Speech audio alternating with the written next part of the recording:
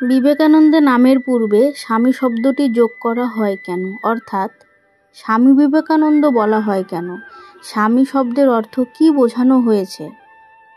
আজ হতে শতবর্ষ পূর্বে সমগ্র মানবজাতির কল্যাণের জন্য জ্ঞান, ভক্তি, কর্ম ও ধ্যানের একটি পরিপূর্ণ আদর্শরূপে স্বামী বিবেকানন্দ আবির্ভূত হইয়াছিল।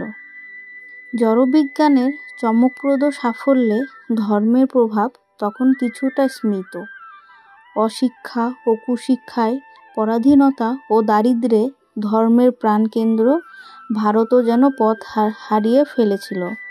সেই যুগসন্ধিক্ষণে ভবিষ্যৎ মানবজাতির অভ্রান্ত পথনির্দেশক রূপে স্বামী বিবেকানন্দের আবির্ভাব। তাহার আগমনে শুধু যে তমোচ্ছন্ন ভারত কর্মযোগে জাগিয়া উঠিয়াছে তাহা নয়, রজগুণে উন্মত্ত ইউরোপ আমেরিকা তাহার শিক্ষা দীক্ষায়, ধ্যান জ্ঞানে নতুন আলোকের সন্ধান পাইয়াছে। আত্মাধিকের একটি শাশ্বত রূপ দেখিয়া মানুষ আজ ধর্ম বিষয়ে নিজের ভুল বুঝতে আরম্ভ করেছিল।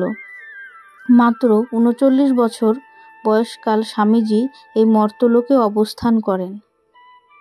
প্রকাশ্যভাবে তাহার ব্যাপক ও গভীর কর্মজীবন মাত্র ৯ বছর কাল। পরিব্রাজক জীবনের শেষে শ্রীগুরুর ইঙ্গিতে ১৮৯৩ খ্রিস্টাব্দে চিকাগো ধর্ম মহাসভায় যান। সেখানে অপূর্ব সাফল্যের পর তিনি আমেরিকা ও ইউরোপ সার্বভৌম আধ্যাত্মিক বাণী প্রচার করেন। পাশ্চাত্য বেদান্ত প্রচারের কার্য দৃঢ়ভাবে প্রতিষ্ঠিত করে ১৮৯৭ খ্রিস্টাব্দে তিনি ভারতে ফিরে আসেন ও স্বদেশে এক প্রান্ত হতে অপর প্রান্ত পর্যন্ত বর্জ্য নির্ঘোষে নব জাগরণের বাণী শুনাইয়া থাকেন।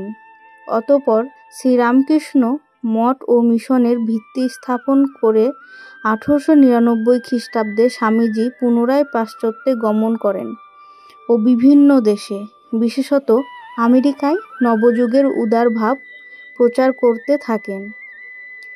এবার উপরোক্ত আলোচনায় এটাই উপলব্ধির বিষয় যে স্বামী বিবেকানন্দ ছিলেন পথদ্রষ্টা। উনি আজ পুরো হিন্দু ধর্মাবলম্বীদের কাছে পথপ্রদর্শক।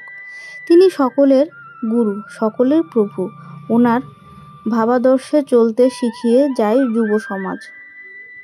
সংস্কৃতে স্বামী শব্দের অর্থ প্রভু। এই সূত্র ধরে স্বামী বিবেকানন্দের নামের আগে এই স্বামী শব্দের প্রয়োগ করে ওনাকে যথাযথ সম্মান প্রদর্শন করা হইয়াছে। রাজস্থানের ক্ষেত্রী রাজা অজিত সিং ছিলেন তাহার বিশেষ বন্ধু ও অনুসারী। তিনি যুক্তরাষ্ট্রে যাওয়ার পূর্বে দুবার ক্ষেত্রী ভ্রমণ করেন। তাহার জ্ঞান ও প্রতিভায় অজিত সিং মুগ্ধ ছিলেন। দ্বিতীয়বার আমেরিকা যাইবার পূর্বে অজিত সিং তাহাকে স্বামী বিবেকানন্দ নামে ভূষিত করেন। এ কারণে হলো অজিত সিং মনে করতেন বিবেকানন্দ হইতেছে তাহার আধ্যাত্মিক গুরু।